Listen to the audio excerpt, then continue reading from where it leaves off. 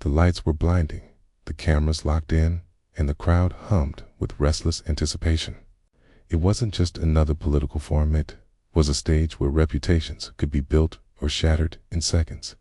And when Denzel Washington leaned forward, his voice carrying the calm weight of Hollywood authority mixed with razor-sharp skepticism, the entire atmosphere shifted. "Congresswoman Crockett," he began, his words deliberate, slicing through the noise. "You talk about justice, dignity, and representation. But tell me this, how do you answer the people who say you're all talk, no results? That your rise is built on passion, not proof?" The audience gasped. It wasn't the kind of polite question politicians rehearse for. It was a challenge wrapped in respect, sharpened by doubt. Nervous laughter rippled across the room, some clapping, others leaning forward as if bracing for a punch. The cameras zoomed in, their red lights burning, hungry for a headline. Jasmine Crockett didn't flinch. She didn't scramble or stutter. Instead, she lifted her chin, her eyes narrowing not in anger, piercing calm that seemed to silence even the whisperers in the back rows. For a moment, the noise of the world fell away. Her silence wasn't weakness. It was suspense. The crowd could feel it. Denzel's face remained unreadable, his question lingering like a gauntlet thrown on the floor. The moderators exchanged glances, sensing the electricity building between challenger and respondent. This was no longer just a forum, it was turning into theater. A clash of wills under the hot white lights. Some in the audience smirked, certain Denzel had cornered her. Others shifted in discomfort, recognizing that he had voiced what critics had been whispering for months. But in that suspended instant, all eyes locked on Crockett, waiting. And then, just as the tension seemed unbearable, she leaned ever so slightly into the microphone, her voice steady, her expression resolute.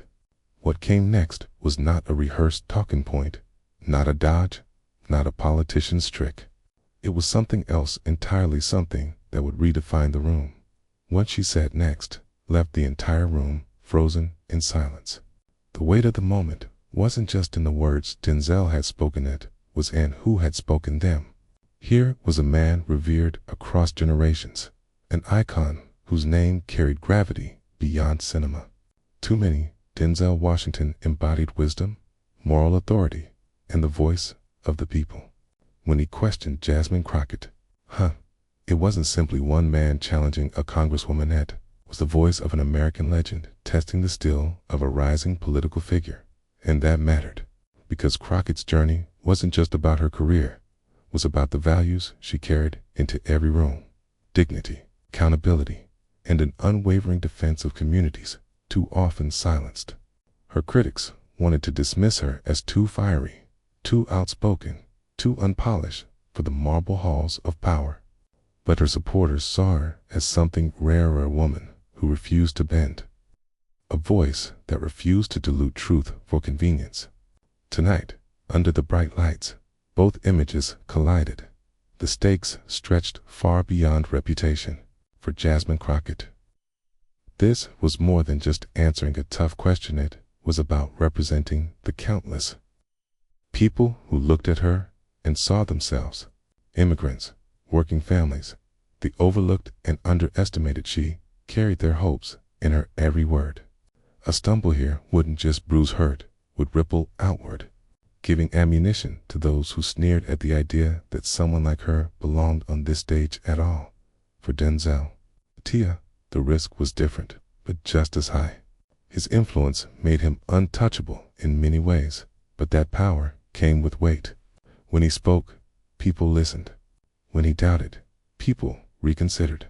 And when he demanded accountability, he reflected the frustrations of millions who had grown tired of promises from Washington that never became reality.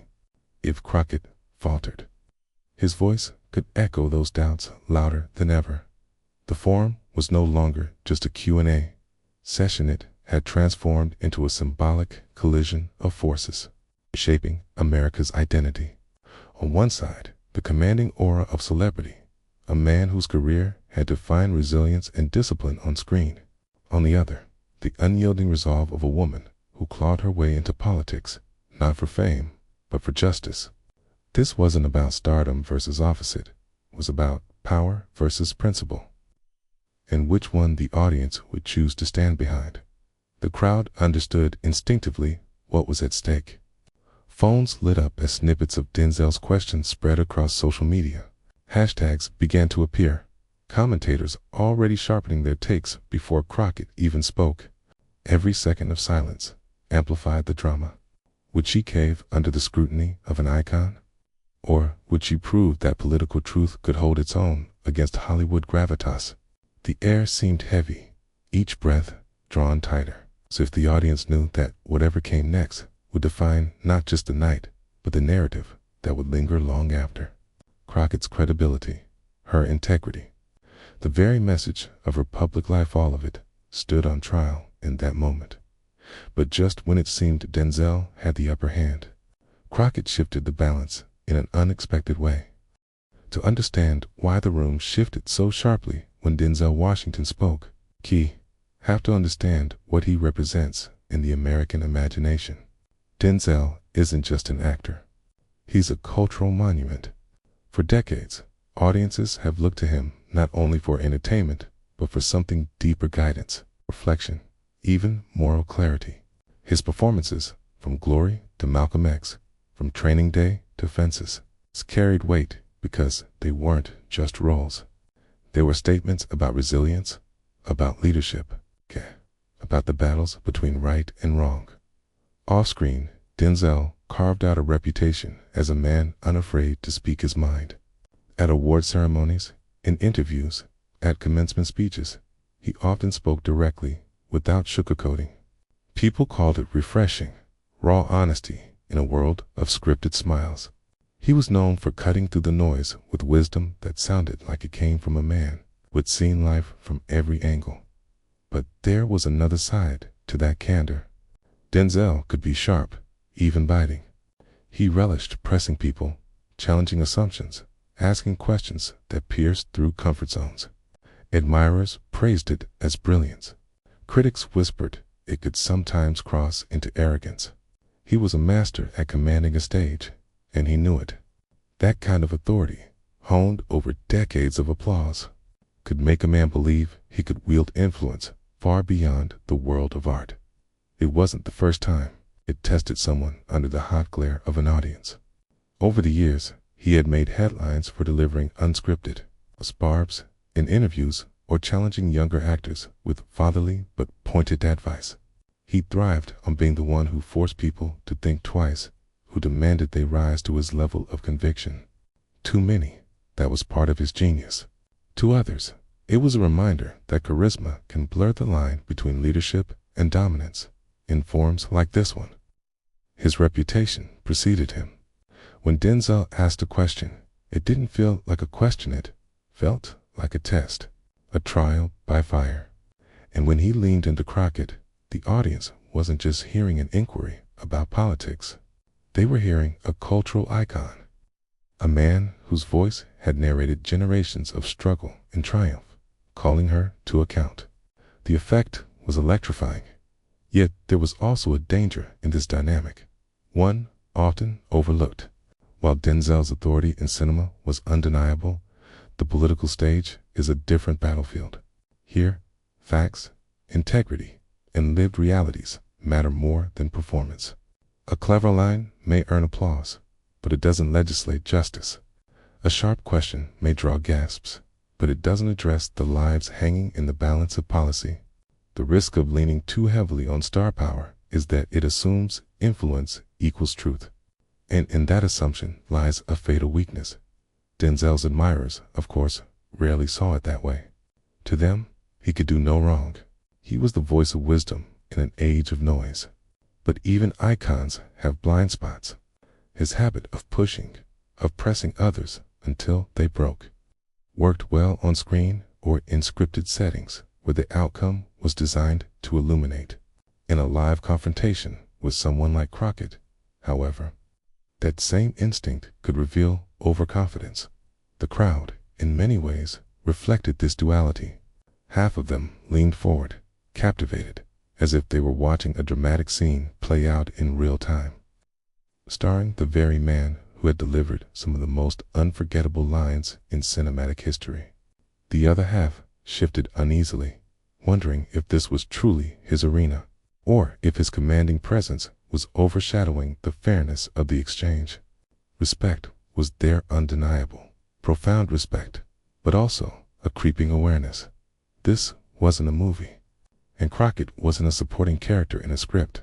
Still, in that moment, Denzel had the upper hand. His tone, his timing, the way he carried himself, it drew laughs, gasps, and murmurs. It made Crockett look, if only for a split second, like a politician cornered by an elder statesman of American culture. That was the genius of Denzel's presence. He didn't need to shout to dominate. His very existence on stage tilted the balance of perception in his favor. And yet, that same weight carried its own flaw. By stepping into the political arena, even casually, Denzel risked exposing the limits of what celebrity influence could achieve. In politics, authority isn't won with applause. It's earned through ideas, conviction, and the courage to stand unshaken. Crockett.com and Steady understood that better than anyone. And so, while Denzel basked in the glow of audience laughter and approval, while his questions seemed to hang like a challenge no one could ignore, the true test had only just begun. The audience was about to see what happens when a legend's charisma collides with the leader's unshakable truth. And yet, for all his star power, this moment would expose the limits of celebrity authority. Long before Jasmine Crockett's name ever appeared on ballots or headlines, she was a young woman navigating a world that didn't make it easy for people like her to rise.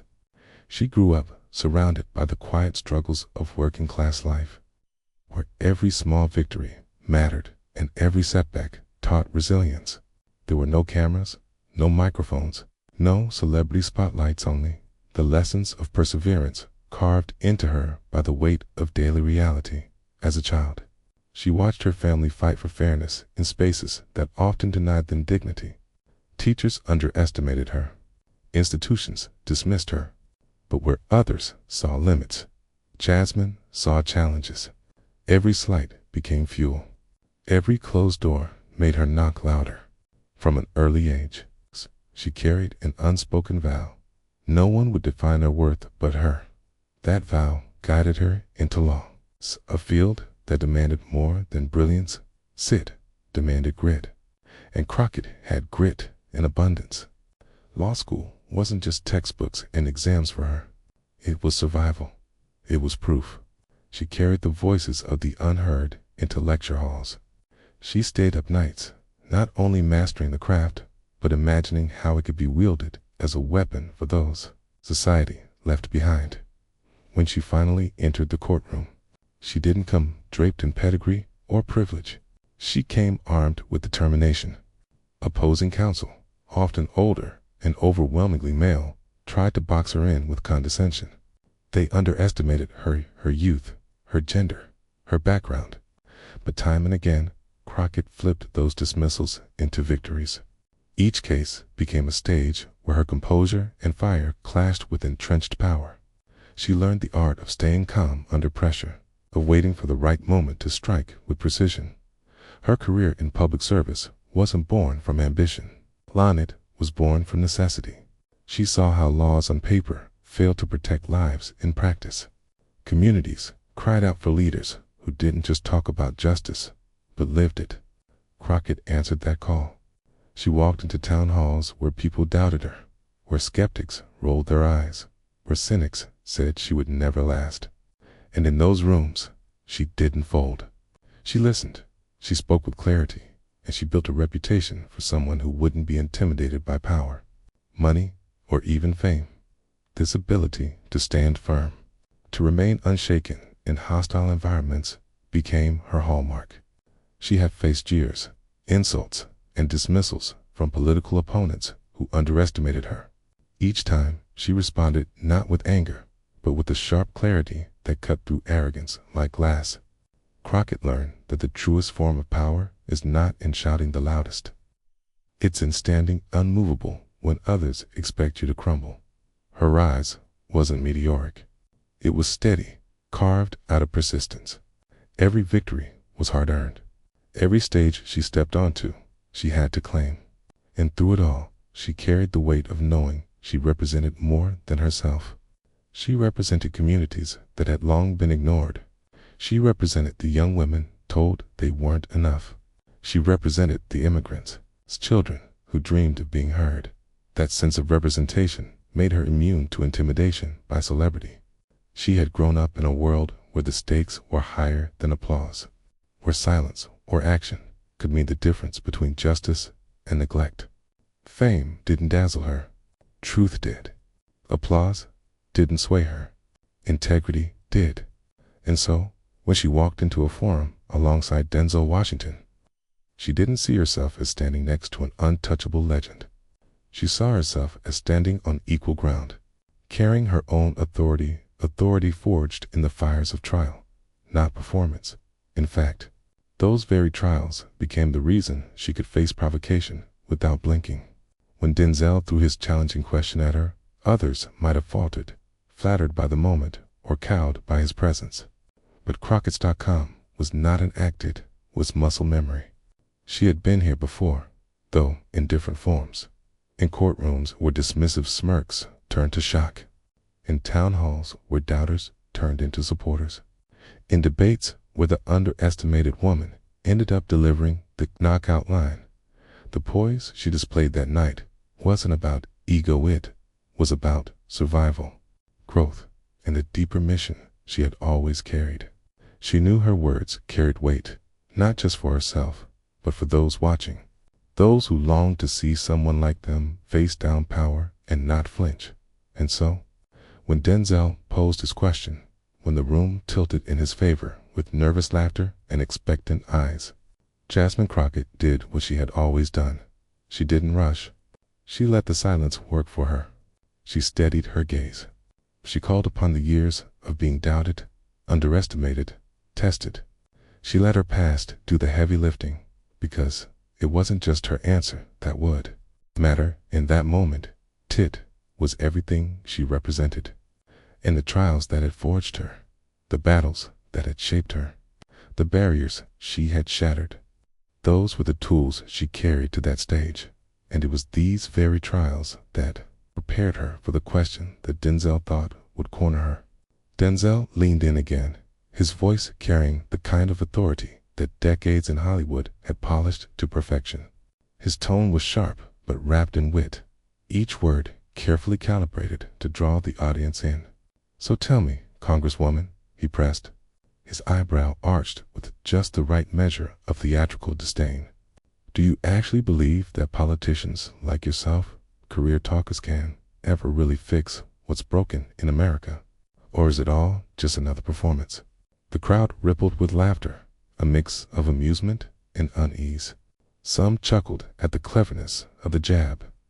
Others leaned forward, sensing the edge beneath the humor. The cameras captured every flicker of expression, every gasp, every grin.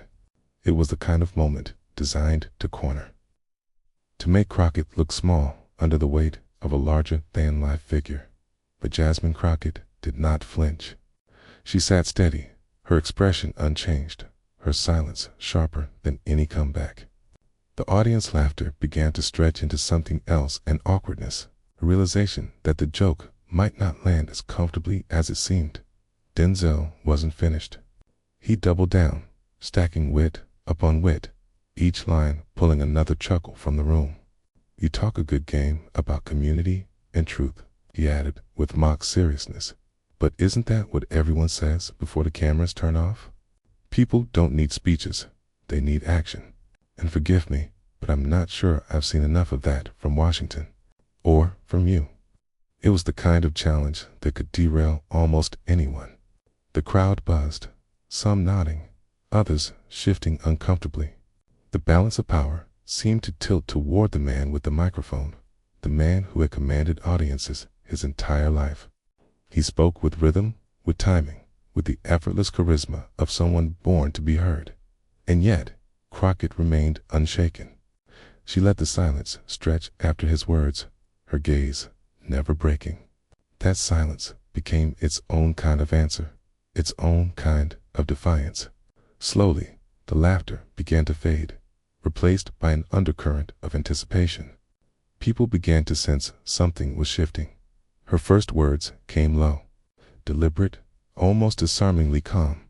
"That's an interesting point, Mr. Washington." Just that simple acknowledgement, free of defensiveness, sent a ripple through the room. It was as if she had chosen not to meet fire with fire, but with ice. The energy shifted. The crowd leaned in. They had seen countless debates where anger met insult, where pride met ego. But here was something different, Tim, unshakable calm that felt heavier than the humor that had just filled the air. Crockett's voice, measured and steady, began to carve through the noise. And suddenly, the weight of Denzel's star power didn't feel quite so unmovable. Some in the audience began whispering. The nervous laughter that had accompanied Denzel's remarks gave way to murmurs of curiosity. People weren't sure yet what Crockett would say, but they could feel that she was preparing to strike not with bluster, but with something deeper. Even Denzel seemed to notice. His smirk faltered for just a second as Crockett's silence stretched longer than expected. Her composure became more powerful than his punchlines. He tried once more to insert a quip, to draw the room back to his corner. I'm just asking a question," he said, with a shrug that drew a few more chuckles. But the balance had shifted. For the first time, the crowd wasn't laughing with him. They were waiting for her. Crockett's.com presence began to expose the imbalance in the room. His words, once charming, now seemed overly sharp, almost desperate for applause. Hers, though few, carried a weight that lingered. It became clear to everyone present that while Denzel was trying to score points, Crockett was preparing to deliver something that would last far longer than a laugh line. The tension thickened, every second stretching into what felt like minutes. Even the cameras seemed to hold their breath, zooming in tighter, capturing every flicker of anticipation. But Crockett hadn't even begun to deliver the response that would flip the room upside down. The silence was so thick you could almost hear the hum of the stage lights overhead. All eyes were fixed on Jasmine Crockett. Denzel had just delivered his sharpest jab, questioning her credibility, painting her as just another politician playing a role. The crowd had laughed, the cameras had leaned in, and the energy seemed stacked in his favor. But Crockett had allowed the silence to stretch, to bend the room's atmosphere until it was ready to break. And then, with a steady breath, she began. "Mr. Washington," she said, her voice measured yet commanding, "you've built a career telling stories that move people, and I respect that deeply. But here's the difference between us. I don't get to play a role. When I go home, I don't step out of a script. My community lives with the consequences of policies every single day. This isn't performance. This is survival." The words landed heavy, cutting through the air like a blade. The audience shifted in their seats. Some gasped softly, others murmured. Crockett's.com had transformed into an undeniable authority. She continued, her eyes never leaving Denzel's. "You talk about politicians just being career talkers. But let me tell you something, those speeches, they are not theater. They're a fight for housing, for health care, for justice. I don't get applause lines when a mother in my district is deciding whether she can afford insulin for her child.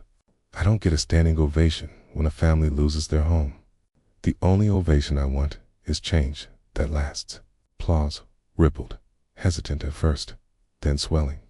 Denzel leaned back, his jaw tightening slightly, the confidence in his smirk dimming as Crockett's words rolled forward with precision. "And let's be real," she pressed, her tone rising just enough to capture the swell of the moment. "If America is broken, and I agree it is in many ways, then it's broken because too many people with power would rather sit back and mock than stand up and build. It's easy to throw stones from the sidelines. It's harder to get in the arena and take the hits for real change." The crowd erupted, cheers mixing with applause. Even those who had laughed at Denzel's earlier barbs were now nodding along, caught in a gravitational pull of Crockett's conviction. But she wasn't finished. She let the applause crest and settle, then delivered the blow that no one expected. "You know what the difference is between an actor and a public servant?" she asked, her eyes piercing, her voice sharp as a scalpel. The room froze, hanging on her words. She leaned forward ever so slightly. "An actor gets paid to pretend. I get elected to deliver." The line detonated in the room. Gasps erupted first, followed almost immediately by thunderous applause and shouts of agreement. It was the kind of line that wouldn't just stay in the room. It would be replayed, clipped, and shared across every platform within hours. The kind of line that turned a moment into a movement. The camera cut to Denzel. For the first time, he shifted uncomfortably. His hand went to his chin. His eyes flickered away. The smirk was gone, replaced by something else, a recognition that he had underestimated her. Crockett, sensing the shift, didn't gloat. She didn't need to. Her restraint only magnified her authority. "Mr. Washington," she said more softly now, "I admire your artistry. Truly, I do. But I didn't come here to audition. I came here to represent people whose lives depend on decisions made in rooms like this one. So, if the choice is between performance and responsibility, I'll choose responsibility every time." The room was electric. Applause thundered. People stood, and a chant of "Crockett, Crockett," began in one corner and spread. The energy had flipped entirely. Where minutes earlier, Denzel commanded the room with his charisma and humor, now Crockett commanded it with unshakable truth. The moment stretched, every clap echoing, every cheer amplifying the reversal of power. The cameras zoomed in on Crockett's face, her eyes steady, her expression a blend of pride and resolve. Even as the noise reached a fever pitch, she lifted her hands gently, and the room began to quiet again, leaning in for whatever would come next. "Let me be clear," she said, her voice firm but not unkind. "This isn't about tearing down celebrities or mocking those who speak out. I welcome every voice that cares about justice, whether from Hollywood or Main Street. But what I will not accept is the idea that public service is a performance, that fighting for dignity is a punchline. Because if we start treating it that way, we lose the very heart of democracy." This time, the silence that followed was intense, it was reverent. The audience sat in awe, some even visibly emotional. Denzel offered a faint nod. His body language softened, his voice caught in his throat when he tried to interject. But he didn't. He couldn't. The momentum was gone from him, taken by Crockett's truth. And then came the final line, the one that sealed the moment, that would be quoted, replayed, and remembered when you strip away the lights, the cameras, the jokes, and the applause. Crockett said, her voice unwavering, "What's left is whether you stood up for people when it counted. That's not a script. That's integrity." The room exploded against cheers, so loud they shook the stage, applause rolling like thunder. People rose to their feet, shouting, clapping, some even wiping tears. Denzel, the man who had built a career leaving audiences breathless, now sat humbled, silent, and visibly moved. And as her words echoed, the ripple effects stretched far beyond that single stage. By the time the lights dimmed on that stage, the moment had already begun its second life online. Phones in the audience had caught every angle, and within minutes, clips of Jasmine Crockett's counterattack were racing across timelines. One video, captioned, "Did Crockett just end Denzel on live stage?" had racked up 1 million views before the night was even over.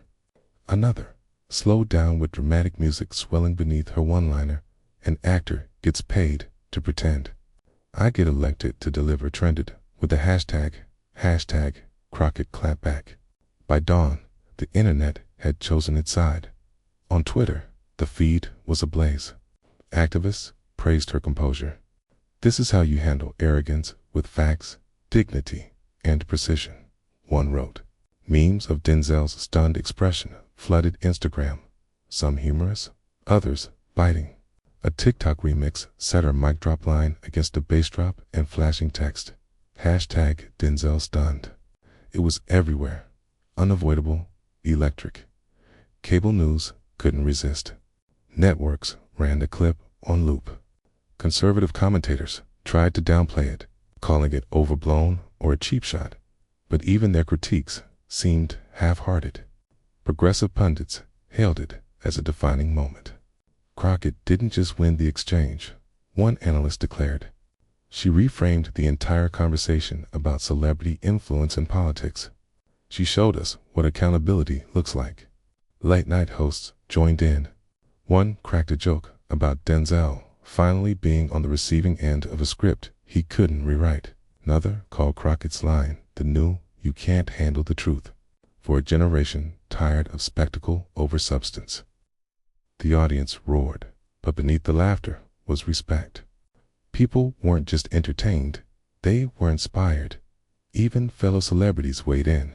Some defended Denzel, reminding fans of his decades of cultural contribution, but many more praised Crockett. A famous singer tweeted, "Respect to Denzel always, but Jasmine Crockett showed the grace and fire we need right now. Leaders who can't be shaken." An actor known for his activism posted, "She turned the stage into a classroom on integrity." Legendary. Then came the ordinary Americans. Parents shared stories of their children watching the clip and asking about Crockett. Teachers used it in civics classes, framing it as an example of rhetoric, courage, and leadership. A viral Facebook post from a grandmother in Detroit read, "I've seen a lot of debates in my lifetime, but tonight I saw history." That young woman spoke for all of us who've been underestimated. The response wasn't just admiration, it was reverence. Crockett was framed as dignified, unshakable, and utterly authentic. She hadn't shouted, hadn't mocked. She'd stood her ground with calm precision, turning celebrity swagger into an empty performance. Denzel, by contrast, was suddenly painted as overconfident. A man so used to commanding attention that he forgot the stakes when real lives were involved. He had walked into the forum with star power. He walked out humbled. But what made the moment resonate wasn't just the clash of personalities. It was what people projected onto it. For many, Crockett represented more than herself. She became a vessel of dignity for those who had been silenced, mocked, or dismissed. Watching her dismantle arrogance felt like watching justice in miniature. It wasn't just entertainment. It was vindication. Clips were replayed at kitchen tables, in barbershops, on subway rides.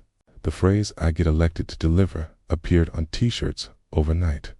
Protest signs carried her words at rallies that same weekend. It wasn't just a viral moment, yet was an anthem. Yet, as the frenzy built, a quieter current began to flow beneath the noise. Commentators started to ask what it all meant. Was it just a flash in the endless cycle of viral politics? Or was it something more, something that signaled a hunger for leaders who spoke not with theatrics, but with truth? For every trending hashtag, there were deeper conversations beginning. Parents talking to kids about integrity. Communities reflecting on the difference between fame and service. Voters reconsidering what they expected from those who claimed to represent them. It was clear. The ripple effect was not just digital. It was cultural, emotional, and political. People felt they had witnessed something larger than an exchange. They had glimpsed a blueprint of courage under fire. And yet, beneath the viral headlines lay a deeper lesson about integrity, dignity, and the power of voice. In the days that followed, Jasmine Crockett never once gloated about what had happened. She didn't replay the clip on her own social media, didn't rush to capitalize on the virality. Instead, when asked about it in interviews, she reframed the entire encounter with a grace that reminded people why it resonated so deeply in the first place. "It was never about embarrassing anyone," she said softly in one segment. "It was about reminding us all that truth doesn't tremble in the face of fame." Her words cut through the noise because they carried something rare perspective. In an age where drama is currency and viral moments are usually exploited for clout, Crockett's restraint elevated the moment beyond spectacle. She didn't need to fan the flames. Her composure showed that real power isn't found in winning arguments, it's in living values. And that, perhaps, was the truest lesson. For all of Denzel Washington's brilliance, his charm, his cinematic gravitas, he had wielded this question like a weapon meant to test her. But Crockett taught a universal truth. Courage outlasts provocation. No matter how sharp the jab, no matter how loud the crowd, dignity carries a strength that glitz and applause can't sustain. In reframing the exchange, Crockett reminded people that there's a difference between performance and principle. A star can shine under stage lights, but when the lights fade, what matters is integrity. Fame is fleeting. Mockery, even when it draws a laugh, dissolves. But respect that endures, truth that echoes, and dignity that lights a path forward for others. This is why the audience reaction went beyond simple entertainment. People didn't share the clip just because it was witty or dramatic. They shared it because it validated something inside of them. The belief that composure in the face of arrogance is not weakness, a strength. That no matter how outsized the voice of a critic may be, standing firm in who you are will always carry more weight than pandering to the crowd. Her words, her calm, her poise, these became a mirror for millions who have faced their own trials. The worker dismissed by a boss. The immigrant mocked for their accent. The young person underestimated because of where they came from. Crockett's moment showed them that silence can be strength, and measured truth can outshine even the brightest spotlight. It wasn't just political, it was personal. Viewers walked away feeling like they, too, could hold their ground, that they could stand tall in the face of those who tried to belittle them. That courage is not about volume, but about unshakable presence. And so the exchange lived on, not as gossip, not as scandal, but as inspiration. Crockett herself summed it up best when asked what she hoped people remembered. I hope they remember that respect is not given because of who you are on screen, but because of how you treat people off it. And that no one, no matter how famous, is above accountability. That statement crystallized everything. It wasn't about Denzel versus Crockett. It was about the eternal conflict between celebrity power and moral authority, between the temptation to perform and the courage to stand in truth. And for the millions who watched, rewatched, and shared, the lesson was clear. Dignity always outlasts mockery. Courage will always outweigh provocation. Truth will always stand taller than celebrity. Her presence that night became more than a viral clip. It became a blueprinter, reminder that integrity is not negotiable, and that when you carry yourself with respect, even the sharpest challenges can become platforms for light. And that's why this moment will be remembered long after the lights dimmed, the cameras shut off. What began as Denzel Washington's pointed challenge turned into Jasmine Crockett's defining moment. The title tells the story. An icon of Hollywood asked the question meant to put her on edge, but it was Crockett's clapback, calm yet cutting, that stunned the room into silence. This wasn't just a battle of words. It was a collision of influence and integrity. A clash that proved once again that true authority doesn't come from fame, but from principle. And in that silence, as her words echoed, a moral clarity emerged. Dignity always shines brighter than arrogance. Fame can fill a room, but it cannot silence truth. Mockery may win a laugh, but it cannot defeat integrity. What Crockett gave the world was not just a response, it was a reminder that in every arena, from politics to everyday life, the real victory belongs to those who hold their ground with respect. That is why her moment matters. That is why you're here. Because deep down, you know this wasn't just entertainment. It was history. It was inspiration. It was a message for all of us to stand taller, speak clearer, and never let arrogance overshadow justice. And now, It's your turn. If you felt the power of Crockett's words, if you believe dignity will always outlast mockery, then don't just watch. Be part of the movement. Like this video. Share it with someone who needs the reminder. Subscribe to join a growing community that refuses to bow to spectacle and instead uplifts voices of truth, courage, and justice. Because moments like this don't just go viral. They become the spark for something bigger. And you're invited to carry it forward.